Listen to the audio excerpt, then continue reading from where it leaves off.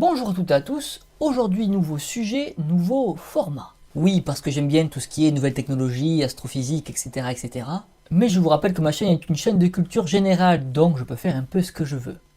Je me tâte à faire ce format depuis le début de la chaîne, alors je me lance. On va parler de psychologie sociale. Alors je sais, c'est très vaste, mais vous allez vite comprendre, je me fais pas de soucis. Vous êtes intelligent. Je crois. Et bien sûr, à la fin, n'hésitez pas à me laisser des commentaires pour me dire si cela vous a plu ou pas. Allez, générique.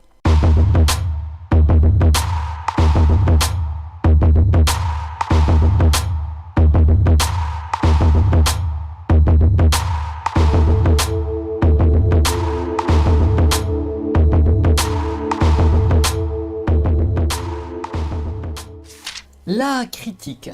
Sujet vaste et mot auquel on peut donner différentes définitions.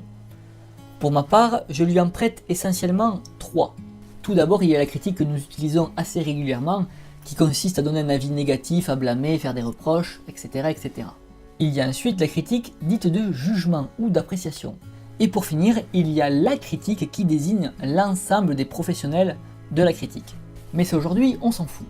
Nous nous rendons bien compte que malgré ces différents sens, le but de la critique est toujours de donner son avis, que ce soit en bien ou en mal, et avec plus ou moins de tact.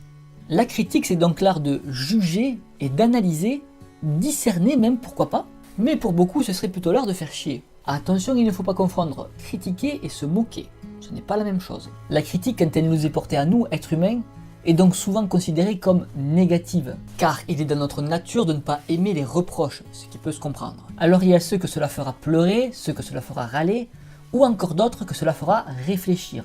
Et il y a aussi ceux qui n'en ont strictement rien à foutre. En effet, nous nous servons le plus souvent de la critique pour faire remarquer de mauvaises actions, dans le but en général de faire réagir ou encore de blesser.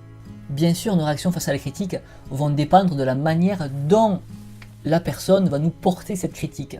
Ce sera un facteur déterminant pour le récepteur. L'émetteur de la critique va lui baser son jugement sur des expériences vécues ou encore des avis personnels.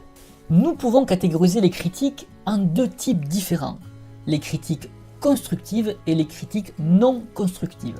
Pour moi, la critique juste ou critique constructive doit obligatoirement être accompagnée d'un commentaire qui apportera justification à celle-ci. Les critiques négatives non constructives sont en général animées par un petit désir malveillant de faire mal, par jalousie par exemple, ou encore sans raison aucune.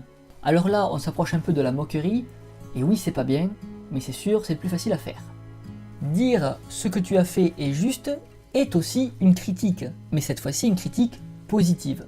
Alors là, vous n'êtes pas obligé de faire quelque chose de constructif derrière ça, en général, ça convient déjà très bien au récepteur.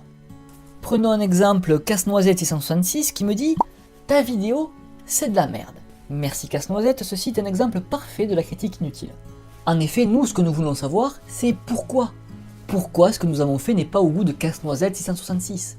J'aurais préféré qu'il me dise par exemple « J'ai trouvé ta vidéo très peu intéressante car elle manque d'animation ». Critique négative mais constructive. Elle va permettre à son récepteur de réfléchir afin de trouver une solution et s'améliorer, quitte à poursuivre le dialogue avec l'émetteur afin d'avoir plus de détails. Faire une critique négative constructive, c'est tout un art. Enfin presque. Alors, je ne suis pas un spécialiste, mais je vais essayer de vous donner quelques petits trucs. Après, vous en faites ce que vous voulez. Déjà, ne pas faire comme Casse-Noisette et ne pas commencer par dire « ta vidéo, c'est de la merde ». Dites plutôt « j'ai trouvé ta vidéo pourrie », car c'est votre avis, et c'est peut-être pas celui du voisin. Ensuite, ajoutez un argument pour appuyer votre jugement, et afin de donner une base de réflexion au récepteur. J'ai trouvé ta vidéo pourrie parce que ça manque d'animation. Déjà, vous voyez, ça passe un peu mieux pour le récepteur. Et alors le mieux, c'est de même finir sur un petit commentaire positif que je qualifierais même d'encourageant. J'ai trouvé ta vidéo pourrie parce qu'elle manque d'animation, mais le son est pas trop mal.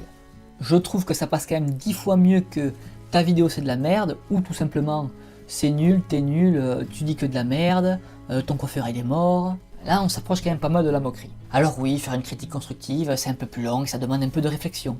Mais imaginez un instant que c'est vous que l'on critique. Allez, bisous et à bientôt. Ciao.